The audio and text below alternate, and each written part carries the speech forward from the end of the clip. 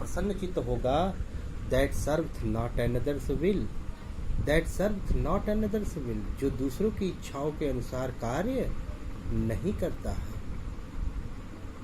That सर्व, जिसको दूसरों की इच्छाओं के अनुसार काम नहीं करना होता है, जो दूसरों की इच्छाओं के अनुसार कार्य नहीं करता है, वह व्यक्ति कह रहे हैं क्या ये how happy is he born और टॉट, खुशहाल जीवन जीने वाला व्यक्ति, कह रहे क्या, खुशहाल जीवन जीने वाला व्यक्ति दूसरों की इच्छाओं के अनुसार कार्य नहीं करता।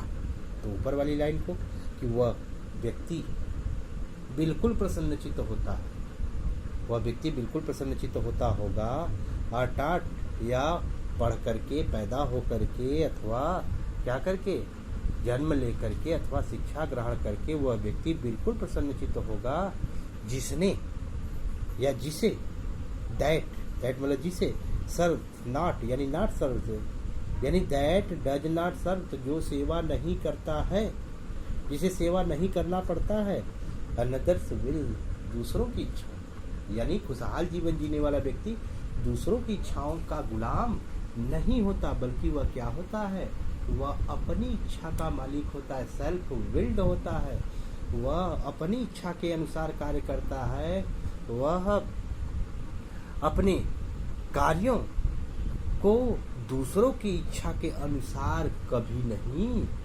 करता है। अर्थात वह जिस राह पर चलता है उस राह पर अटल होता है, अटूट होता है, वह दूसरों की इच्छाओं के अनुसार कार्य नहीं करता, वह अपने कार्य को स्वयं अपनी इच्छा के अनुसार करता रहता है।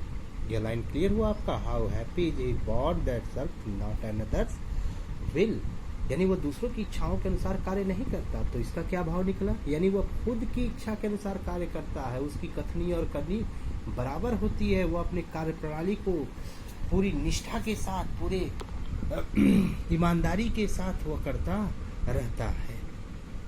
और क्या, हुज आर्मर, जिसका कवच इज होता है, और क्या होते हैं, ऑनेस्ट थॉट, यह मेटाफर अलंकार है, कवच को ईमानदारी भरे विचार, ईमानदारी वाले सोच ही उसके क्या है, कवच है। आर्मर मतलब होता है कवच, अर्थात iron metal, iron protective cloth which is used during the battle, युद्ध के दौरान पहने जाने वाला लोहे का जो है एक लवादा होता है, कपड़े जैसा होता है, उसी को बोलते हैं आर्मर। तो हुज आर्मर, और आर्मर का काम क्या होता है कि वह बाह्य आघातों से बचाता है। अतः whose armour is his honest thought, वह ईमानदारी वाले विचारों से उसकी रक्षा होती है। ईमानदारी वाले विचारों से रक्षा होने का मतलब कि वह दूसरों पर निर्भर नहीं रहता, बल्कि वह खुद पर निर्भर रहता है, और वह ईमानदारी से अपने ऊपर हर प्रहार को क्या करता है, सहता है, और अपने आप को अपने शुद्ध विचारों से क्या करता है, अपने आप को सुरक्षित रखता है।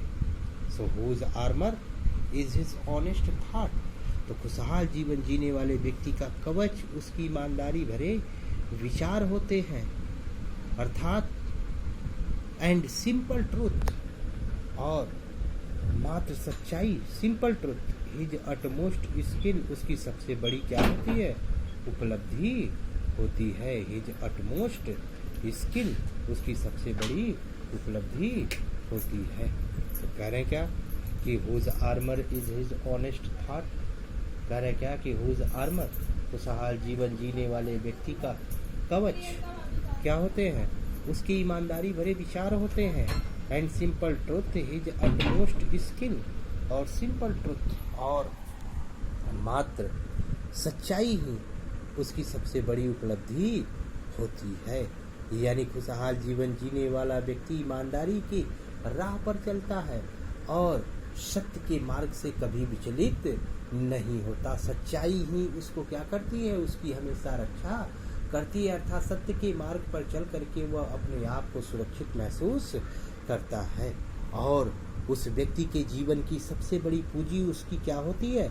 सच्चाई होती है। अर्थात उसके सच्चाई भरे विचार ही उसके सबसे बड़े क्या होते हैं? उसका सबसे बड़ा कवच होता है। अतः अब हम लोग देख लेते हैं कि इसमें आपको मिल गया। अगर आपको क्रिटिकल कमेंट लिखना हो तो सबसे पहले आप लिखेंगे, पहला पॉइंट क्या डालेंगे?